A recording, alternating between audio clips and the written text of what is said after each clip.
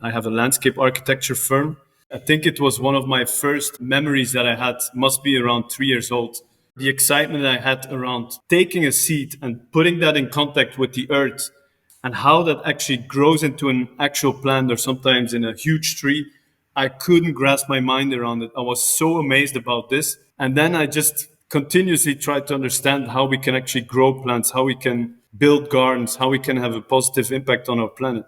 To say to countries that are actually still underdeveloped, they are still building their economy and they're getting out of poverty, and then going to these countries and telling them, hey guys, you have to stop burning coal. It's very tough to say that because maybe they're going to stay into poverty. Actually, in order for these countries to move ahead into a greener and more sustainable economy, and this might offend some people, but they actually have to burn their coal quicker. I think business is what's going to allow us to take this revolution and make it real.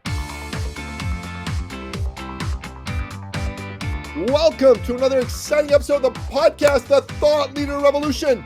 I'm your host, Nicky Ballou, and boy, do we have an exciting guest lined up for you today.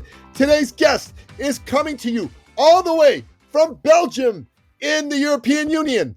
He is the founder of the incredible, fast-growing company called Polonia Landscape Architects. He is a deep thinker and an absolute thought leader who is taking the world by storm with his innovative ideas around how to have phenomenal nutrition, how to do the right things for the health of our ecology and our planet, and how to be a caring, loving human being. I am speaking, of course, of none other than the one, the only, the legendary Matthieu Mehuys. Welcome to the show, Matthieu.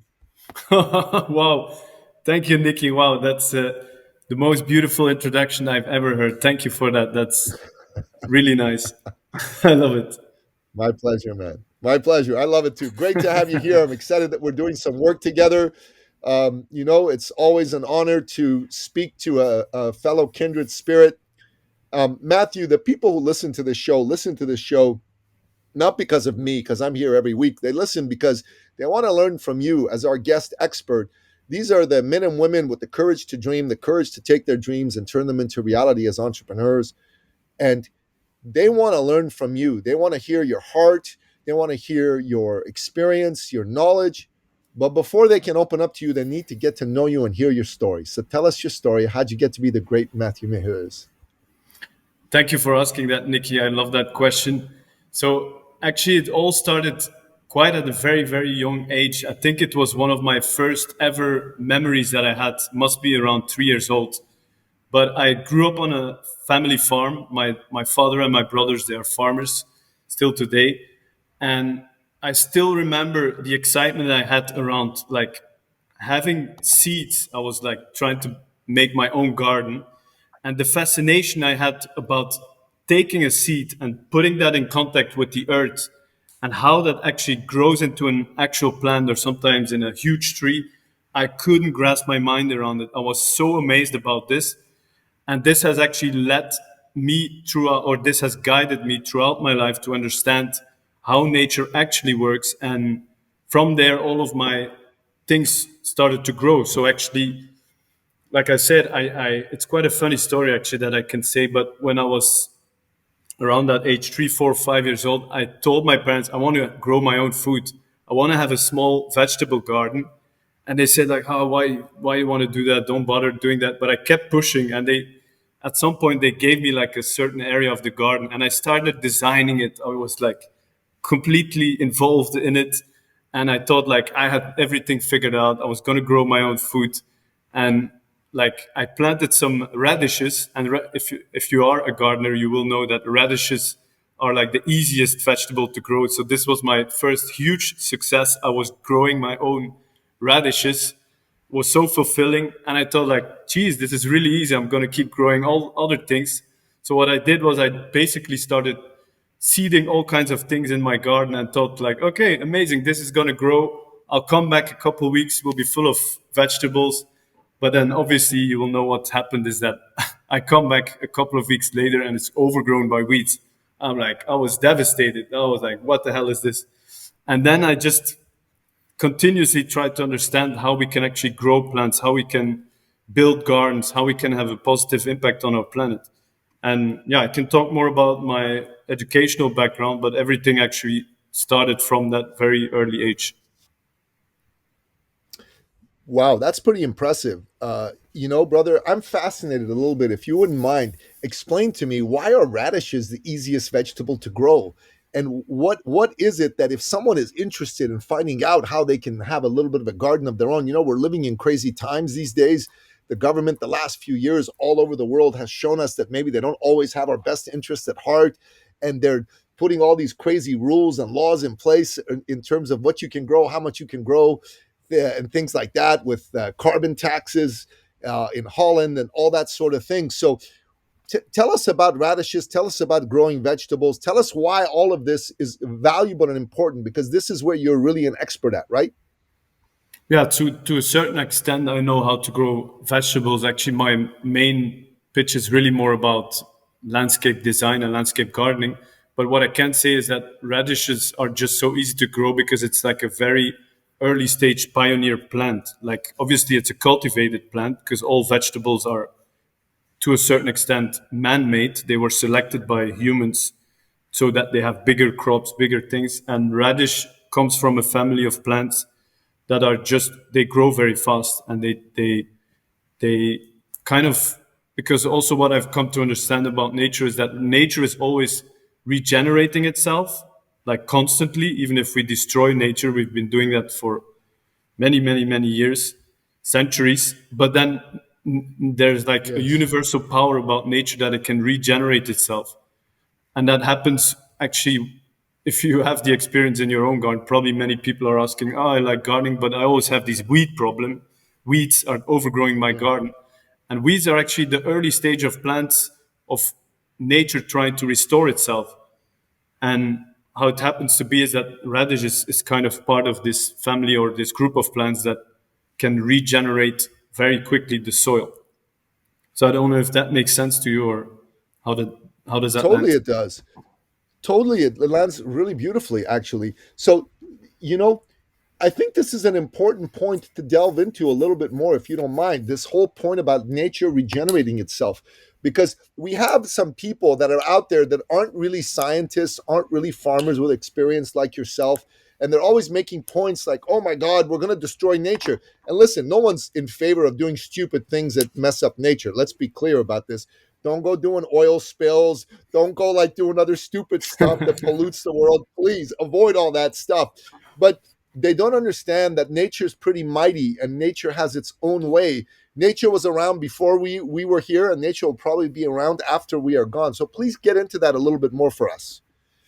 Yeah, thank you for asking that great question. I think the thing about nature is that it's so resilient that it can always regenerate itself. But obviously, just like any system, it does have its limits. And we can see it in a way that we've been treating the planet for some time like as if it's something that we can dispose, or we can just keep polluting, or putting pressure on it. And it does Yes. work to a certain degree. And we've now actually reached an important tipping point where we do have to take action in helping nature to regenerate itself, because otherwise we're going to end up in an environment that is going to be very difficult for us to live in. And that is just how nature actually works. It's like a pendulum swing, we're pushing the pendulum swing to one way of like exploiting the whole planet, industrial farming, oil spills, all these devastating impacts. And then nature is like a pendulum swing. It's going to swing back right at us. And that is bigger storms, extreme heats, extreme cold temperatures, like all of the extremes that's happening now. And like, you might be skeptical about what, if climate change is real, or if it's a man-made thing or whatever. But in essence, it doesn't matter. Just look outside in your own environment. You can see that there is definite changes in the last 5 to 10 years. Like, it's October in Europe. We're experiencing still like 25 degrees Celsius, which is like we're supposed to go into Wow. winter, and that's not normal. Like, it's an obvious proof like wildfires everywhere.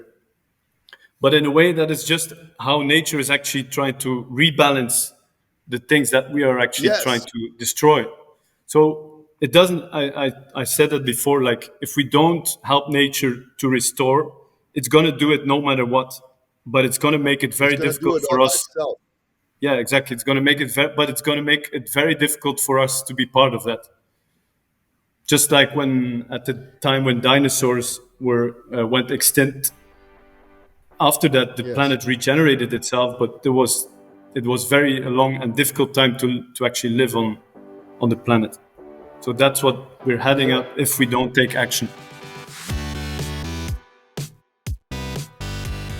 I really appreciate you sharing that. I think this is a very wise set of words that you bring in, because you're bringing it from the point of view of a science and not an ideology. Because too many people who are having this conversation, they're trying to make facts fit their ideology. And it's an interesting point, right? Like in Canada, for example, the person in charge of our government is always talking about how much of an environmentalist he is and how he's trying to reduce pollution and all that. And listen, I'm a massively in favor of that and making sure our food supply is clean and whatnot, because God knows that we don't always do a good job of that. And believe me, we see it over here, and I've seen examples of pollution firsthand. And a lot of people like to Mm, virtue signal, but they don't necessarily actually want to do the work to clean things up mm, at a micro level as well as a macro level. But we look at Canada's contribution to world pollution, and we're less than 2%. And the countries that are really contributing to world pollution, global pollution in a big way, are China and India. Like China and India, with their industrialization in the last few years. My God, man, China, I hear there's places in China that are doing a new dirty coal plant every day. One new dirty coal plant in China every day of the year. Like I like that. That boggles the mind. I don't know that Canada has had a new coal plant in the last 5 years. You know no. what I mean? So these types of questions are I think important for us to look at. But I also think that if the people really care about doing something on a macro and global scale, China and India, as the biggest participants, need to be included in these discussions. If they're not in Mhm. these discussions, what are we doing? We're not really making an impact without them participating. What are your Yeah, thoughts on that? I really like this because I do have some skepticism about saying like looking across the border and thinking like they are doing better things than ourselves. I think everybody has to stand up for themselves, every country, and try to contribute as much as possible. But then obviously it's Yes. clear to look across the borders and also create a global community where everybody is contributing to a healthier environment. But I think it's a bit of something to look at with some care to say to countries that are actually still underdeveloped, or well, they're not underdeveloped in a negative way, but they are still building their economy and they're still building, they're getting out of poverty, especially India, and then going to these countries and telling them, hey guys, you have to stop burning coal. It's very tough to say that because maybe if Yes. you say that they're going to stay into poverty. And I had a very interesting perspective from somebody.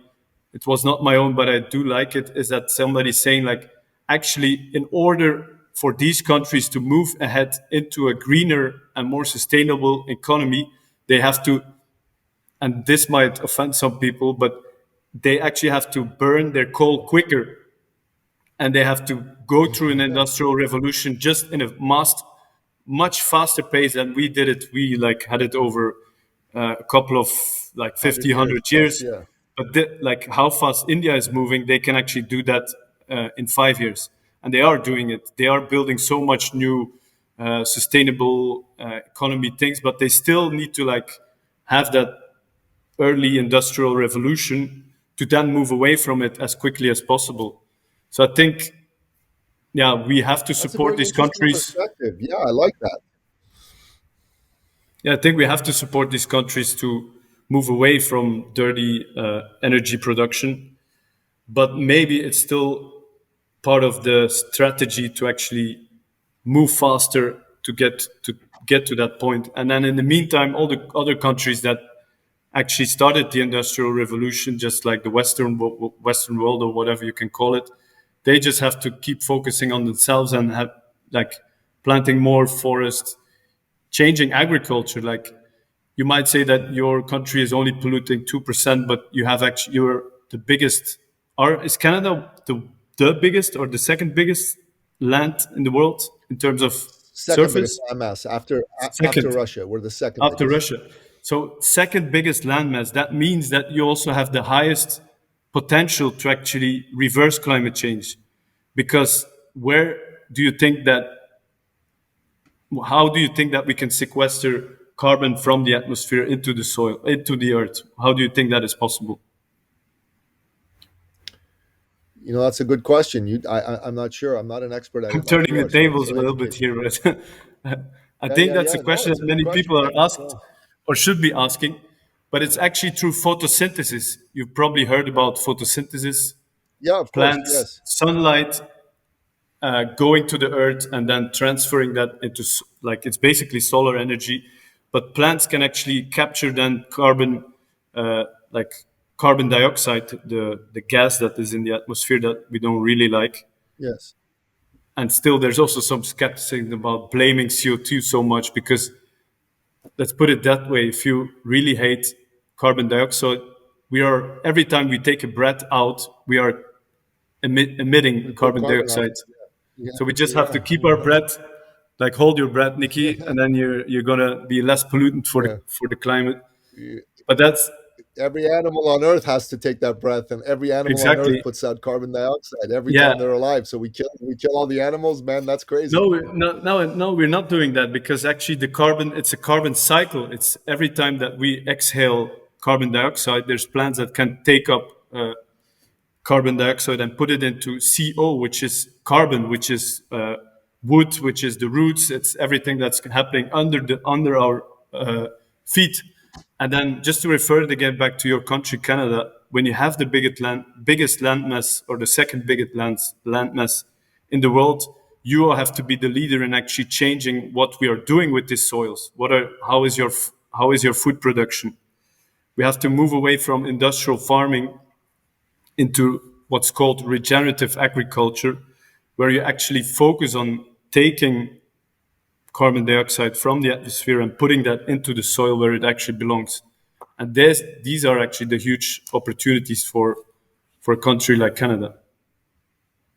I really appreciate what you're saying, and I'm learning a lot here. So thank you so much for educating me. Because one of the little secrets of me doing this is I get I'm a student, I get a free lesson from whoever my guest is. Right? They come and they share their wisdom with me. It's like Raymond said to me, "Nikki, you're going to be the smartest man in the business soon." I go, "What are you talking about?" He says, "You bring all these top experts on the show, and they teach you, and you take notes." I go, "Yeah, that's true. That part's good." So. Uh, I I don't know love if I'm that. going to be an expert because I'm learning like a little bit about a lot of different subjects, but it's good to hear that. It was good feedback from our mutual friend Raymond.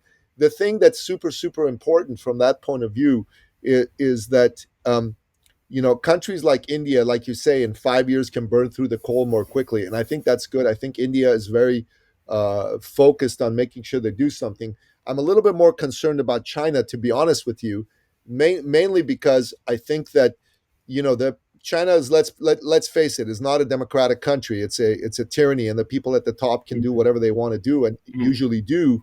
And sometimes they don't necessarily seem to care as much about doing the right thing as about doing the expedient thing.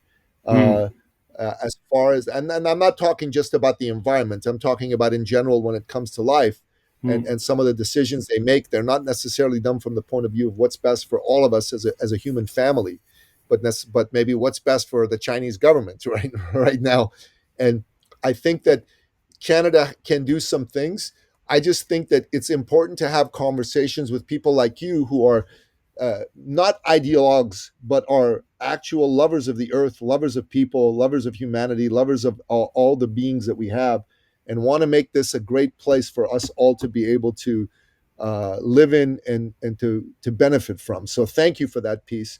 So let's switch gears and move into what you are doing in terms of the work that your fabulous company is doing, and why you're so passionate about it, why you think it's so important. So let's move into that direction now, Matthieu.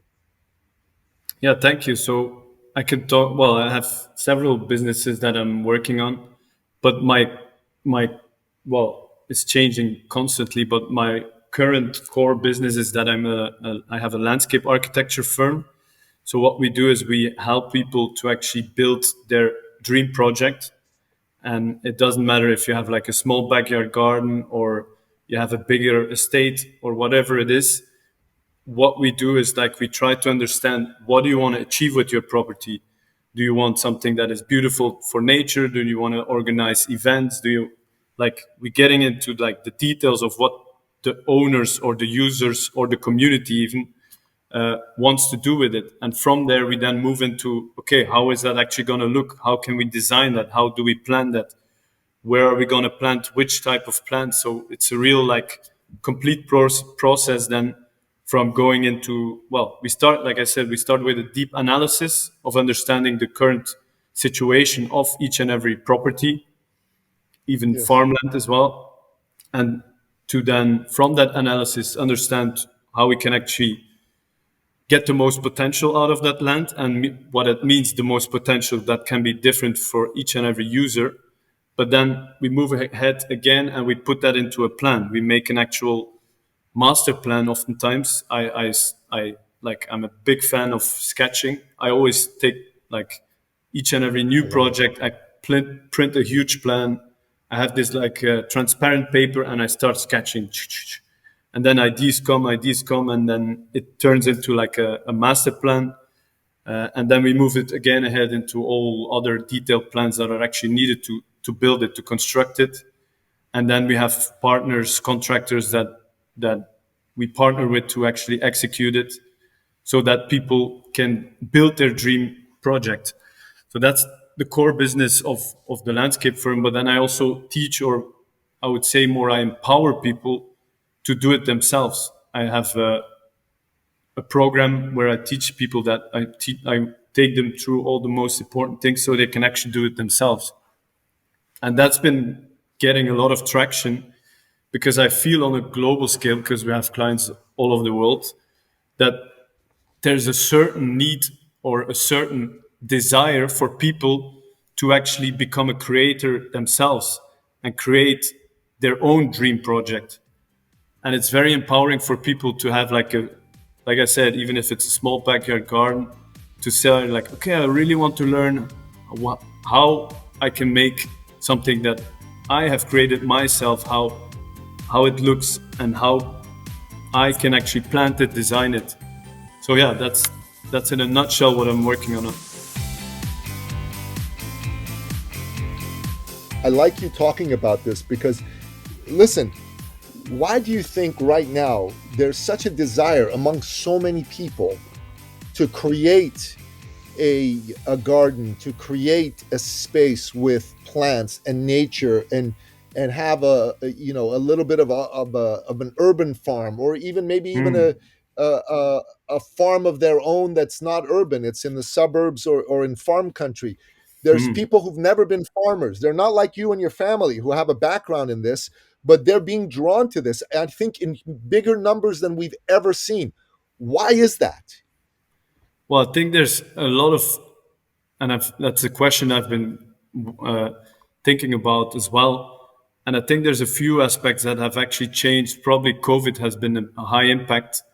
And actually, I can talk about it from my personal experience. Like my mother, she used to, well, she still has a business that is helping, like, or it's a summer camp for children. So it's at the beach here in Belgium, and that business that had been running quite good. And then COVID came. COVID hit.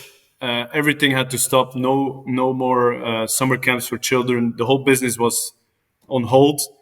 And my mother was already interested about gardening and all these things. And then she made like a shift. Like, actually, I want to stop my other job, or at least like delegate most of the work there, and I want to become a full-time gardener. And she now on the farm is actually a flower farmer. We produce like organic flowers, and she loves to do this.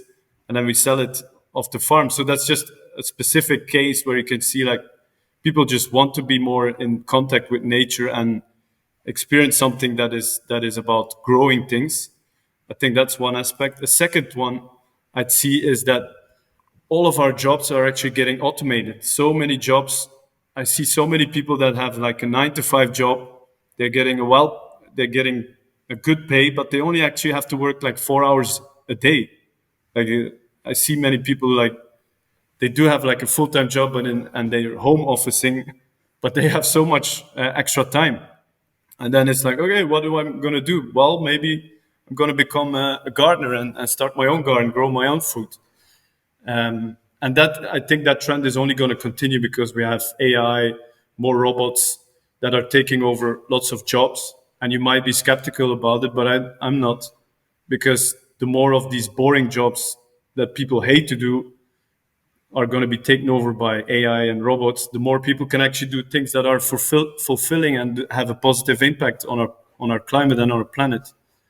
So I think that's already two main reasons why it's taking more traction of people actually moving into something about gardening, growing, farming. And then yeah, a third probably very important aspect is that people are also sick of having food that is poisoned, that is not good for their health, and they're just like, I'm done with going to a supermarket or anywhere where you have like low quality food. I'm actually going to grow it myself. And then that's another big aspect. Also, lots of revolutions in technology about growing sustainable ecological food that that people are jumping on. These 3 points that you made, that COVID and lockdowns accelerated the trend of people wanting to get back to nature and getting connected to nature, and then the whole automation revolution, the AI revolution, and robots taking over jobs, so creating time in people's lives that they can actually go and explore things they're more passionate about, as well as this importance of uh, having a understanding that many of the foods that are available in conventional mainstream restaurants and supermarkets and so forth are not as healthy as we've been led to believe. And one way to ensure that the food that you're consuming is healthy is to grow a bunch of it yourself. So these three trends, I think, are accelerating for people a desire to learn more and know more about this whole area, an arena of farming, of being connected to nature, of wanting to do things that are in keeping with our ecology. People say to me, Nikki, well, you're a businessman. Maybe you're not one of these people that believes in like having a healthy environment. I go, are you crazy, man? I'm the most health conscious person you're ever going to meet. Like I want my food to be the cleanest. I don't want it to be taken through garbage and things like that. Just because I'm a businessman doesn't mean that I'm against having a clean environment. In fact, quite the opposite. I think smart Mm. business people like us who have our own businesses and we're attempting to grow them, we are appreciate the beauty of having a pristine environment more than anybody else. We're Mm. just maybe not ideologically aligned with the people who want to use that as an excuse to wipe out business, because I think business is what's going to allow us to take this revolution and make it real. And I really appreciate, Matthieu, what you're doing, because what you're doing is you're bringing new thinking to an old problem. And I don't know if you remember when you and I first met at the event that I did. I talked about there was a Venn diagram with three circles. Right, the first circle is people. Mm. At the end of the day, all of life is about people. Life is a people game, not a numbers game, right? And then we said the next thing was problems. Everybody has problems that they want to solve. And the problems that people want to solve are acute problems. These are problems that, oh my God, it's so painful. I got to get rid of it right now. And then finally, there's profit. So where all the Mm. three of those diagrams intersect, the circle of people, problems, and profit, that is the purpose of business. And Mm. Matthieu, man, you're doing it so beautifully. I'm very high on Matthieu Mehuys and your success as you go forward, not just because of who you are, but because I believe you've very cleverly thought of a very important area and you've inserted yourself into it. So I really appreciate what you've said, my friend. Thank you so much. Nikki, thank you. That's really that's some really wise words that I connect with very much. And I do have to say, like, what struck me very much is that you said, like, about, and it's basically what you're doing. Your business is empowering people to actually grow their own business. And in fact, that is what we need. We need more and more people that step up and create their own business, create their own value, so that they can also move away from buying cheap and unhealthy foods, because that's a huge issue. And we might say, like, okay, we need to have cheap and healthy food for everybody on the planet. That might be very how to say, it might be a very positive mindset, but we do have to put it that way. Things that are healthier and that are better produced, it's just, it is just more expensive than crap. That is just how it is. So we need to actually get people empowering. What you do, I think, is a huge impact in empowering people to make a better living, so they can step away from what I said. Yeah, I'm repeating myself, but to move away from things that are bad for their own health. The truth of the matter is that a former business partner of mine once said something to me, that he has a policy called the premium life policy. So he lives premium. He calls it live premium. And how is live premium? What does it look like? Live premium means that, first of all, you buy premium things. You buy the best shirts, the best pants, the best. I don't know if you can see my shirt here, but it's got gold lettering here. I am an entrepreneur is what it says here, right? This shirt, it's a t-shirt, right? It's a t-shirt, right? But this, it's very expensive to put letters like this on a t-shirt. The quality of this cotton, you can feel the difference between this cotton and a regular cotton. This t-shirt costs 4 times as much as a normal t-shirt. You know what I'm talking about? Now, you might be thinking to yourself, oh, Nikki, you could have bought a much cheaper t-shirt. Why'd you pay so much for a t-shirt? Well, when I wear this t-shirt, it feels nice. When I look at the words, I am an entrepreneur, it feels good for me that I do it. When I go and I live in the city that I live in Canada, it's Toronto, and I live in a neighborhood called The Beach. It's near Lake Ontario, which is a beautiful lake here. It costs Nice. more to be here. All the things that you want in life that give you a premium sense of having a premium life are going to cost in a premium way. So live premium is a fantastic philosophy. And if you want to live premium, you have to pay premium, you have to expect premium, and you have to behave in a premium fashion. So live premium, I think, is a good motto for all of us to be thinking about as we look to create a better world and better health. Yeah, I love that. I think it's important for people to have a vision, have a dream, and then chase that. And that's very important to have that in mind. Yeah. So, Matthieu, what you do is very important. It's very powerful. And as we move to the final phase of this interview, please give us a sense of how a person who is being exposed to these ideas, maybe for the first time or the second time, can start to think about how to incorporate this, both in terms of property they have, but maybe they don't yet have property yet. Maybe they're not yet ready to take this on immediately in their life in terms of their personal property. But how can they apply these principles in how they live day to day, whether they have a property they want to do this with, or whether that's something far in the future? I would really appreciate hearing your thoughts on that. Yeah, thank you for that question. I think there's lots and lots of ways people can actually start taking action today. And I see 2 big areas that I want to talk about. One is like more about food and health.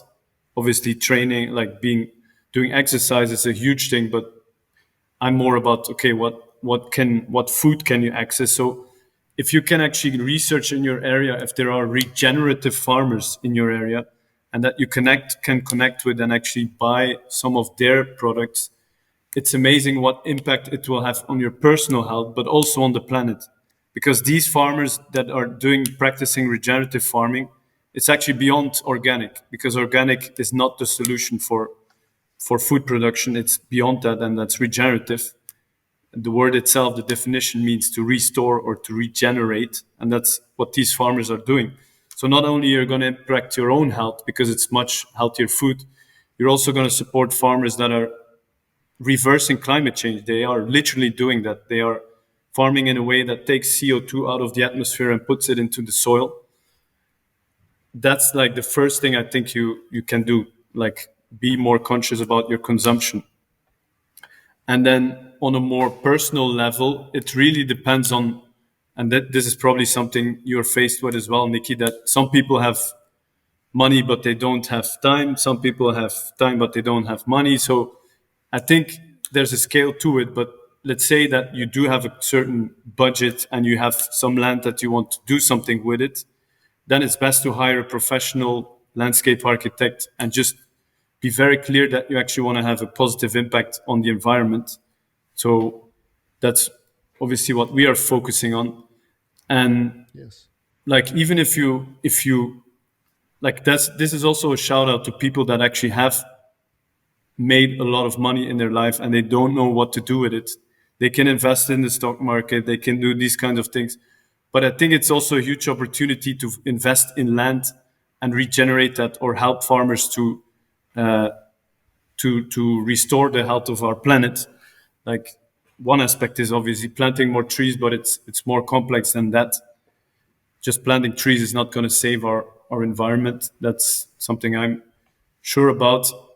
So yeah, shout out to people that actually want to have a positive impact and actually can also make investments that are gonna last on the long term. So they're happy to connect with me. And then I think if you're more of a person that is like, okay, I do have some extra time, like I was saying, many people are getting more time, and I do have the desire to do it myself, to even learn it, then I would suggest that you have to get onto some classes. There's lots of things about, for example, permaculture. You can get a permaculture course. And again, I don't want to make it into something salesy or something, but I'm actually offering a way that you can do it yourself. In like I have a 9-week program. It's called the Masterclass on How to Create the Garden of Your Dreams, where I take people through a journey where they learn all the essentials of actually designing their own garden, of building it, and actually also about maintaining it. So in a 9-week program, they learn the essentials with actually very limited time.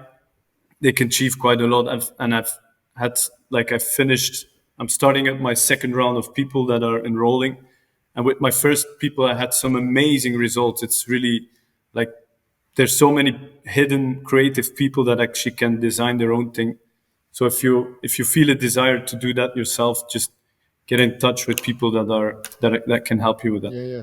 We'll put this information in the show notes, so anyone who listens to this and is interested can definitely be in touch with you about that. So send a link to us and speak the link. We'll make sure that gets put in. But I tell you, Matthieu, as you were speaking, two things jumped out at me.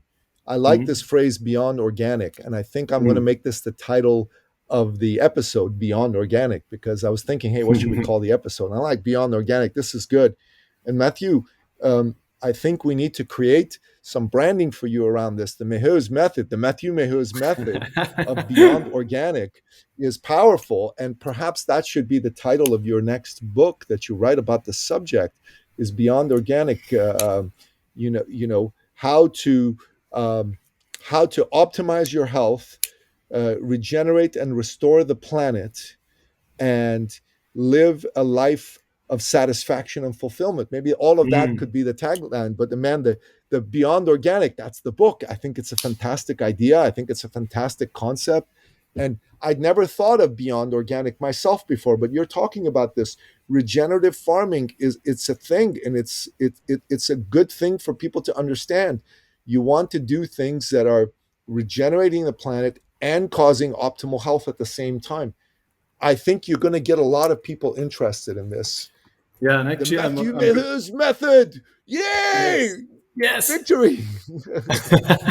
I love it. And actually, I'm going to give you, because this regenerative farming, it's gaining more and more traction, even though mainstream media will not support that for various reasons. But it's actually getting into Hollywood. There's a movie out there, and everybody has to go and watch it. It's called Kiss the Ground. It's actually Yeah. an explanation also of what I'm saying.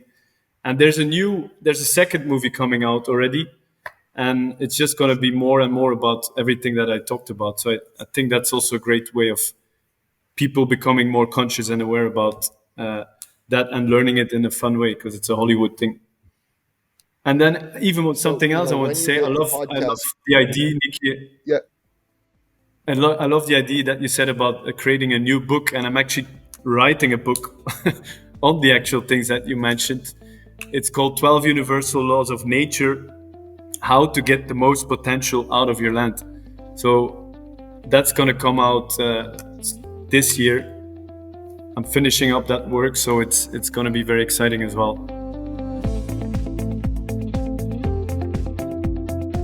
I want a signed copy as soon as that comes up. But the next book after that is the Beyond Organic book, man. I think that's going to be great, because that's a title that's too good to waste, brother. You got to make sure we use that. It's a really, really good title, I think, and the methodology that you're introducing to me, I'm blown away by this. I've learned a ton out of this. I think that everyone who's listening to this, who's concerned about their health, who's concerned about a future for all of us, should pay attention to what you've said and think about it and take some very detailed notes and share it with the people that they love. Matthieu, it's been great to have you here on the show. I want to briefly pivot into one thing before we wrap up, and Mm-hmm. this show is for entrepreneurs. It's about thought leadership, and obviously they're interested in what you have to say about your area of expertise, but they're also keen on some of your thoughts about how, as an entrepreneur, they can take their own expertise and monetize it and use it to Mm-hmm. grow their business. And obviously, you and I are doing some work together to help you get to that level. What would you say would be the most important thing from what you have learned and implemented in your business that my listener can do? If there was one thing that they can do and should do inside their own business, what would it be? Well, there's many things that you can do, but if you do have to like boil it down to one thing, it is get help, get a community, get a team. I've been working on this idea that I'm telling everybody about. It's my passion since over 10 years. I've been working my ass on it to actually gain traction, and it's only been going speeding up at a very rapid pace, where I have more and more clients that want to work with me since I've actually gathered my dream team. I have a team of people that support me, and they are making the impact. So that's also like a shout out to my whole team. Uh, there's Brian, who is my health coach. There's Raymond Aaron, who actually has so much knowledge, and you're also familiar with him. You actually helped him to get to the polar race. I love that story. I did, There's right? you now that I work with to actually get more clarity on pricing, sales, how we're going to actually perform. That I really appreciate a lot. And I think that's everybody that is important for me. And then just networking, getting in touch with people that are in your industry. Matthieu, I really appreciate you saying that, because honestly, that's a powerful reminder for me as well, that the importance of the dream team cannot be overstated. You get a dream team together, you will accelerate. My mentor, Mark von Musser, who you're going to get to meet pretty soon, Oh, he amazing. said I've this been to me. listening to all the episodes from you about him. It's so valuable. Isn't he? He's fantastic. Eh? Wow. So he said to me a while ago. He said, there's an African proverb that goes something like this: that if you want to go fast, go on your own. If you want to Mm, go far, go with the team. But Mark said, nice. I don't agree with that. I said, you don't? He said, no. He said, if you want to go fast and far, go with the team. I'm like, that's good. That's good. That's good. So I think that's a beautiful thing. And in my opinion, this is very valuable advice. Matthieu, I love interviewing you. We're going to have you back. I mean, you're so good. We're going to have you back. We're going to do more stuff and do this again. But let's wrap up by having you give our listener what we call your 3 expert action steps. I learned this from Raymond, by the way. Eh? He used to do this thing called, oh my God, what was it called? He interviewed a successful people every month. What was it called, man? I forget it. I forget it. It was a series. But at the end of each episode, with every expert, he would say, give us your top 3 expert action steps. These are your best pieces of advice to help my listener take their life, their health, their business to the wealth creator source. It was called the wealth creator source. The name came back to me. That was the name of his series. And so 3 expert action steps. So Matthieu Mehuys, what are your 3 expert action steps for my listener to take on, to take their health, their life, their business to the next level? I think first one is surround yourself with the best people possible, both in your personal life and in your business life. It's like I refer it to the compost. It's the soil that surrounds you. That is going to make you grow. So surround yourself with a rich, nutrient, dense soil of people. The second one is get on your health. Like I've putting so much focus on doing my workouts nearly every day. That has changed my so much. I get so much clarity, so much focus. I'm sleeping better. That's a huge one. And then third one is get a coach or somebody that can expel what you are here to do on this planet, because you need a community of people to grow. I think this is genius, my friend. Absolute genius. Matthieu Mehuys, it is a pleasure to have you here as a guest on the podcast. It is an honor to call you a friend, and I'm grateful that you're one of my clients, and we're working together to help bring your message to a far wider group of people. What you do is important. The world needs you. You care, and it's an honor, my friend. Thank you so much for being on the show. Thank you, Nikki, for having me. This was so much fun. And I think we can do this again. I love this. Yeah, we'll do it again for sure. And that wraps up another exciting episode of the podcast, The Thought Leader Revolution. To find out more about today's incredible guest, the one and only Matthieu Mehuys, go to the show notes at thethoughtleaderrevolution.com or wherever you happen to listen to this episode, be it iTunes, Spotify, Google Play, Audible, or what have you. Until next time, goodbye. This episode has been brought to you by eCircleAcademy.com, the proven system to add 6 to 7 figures a year to your thought leader practice.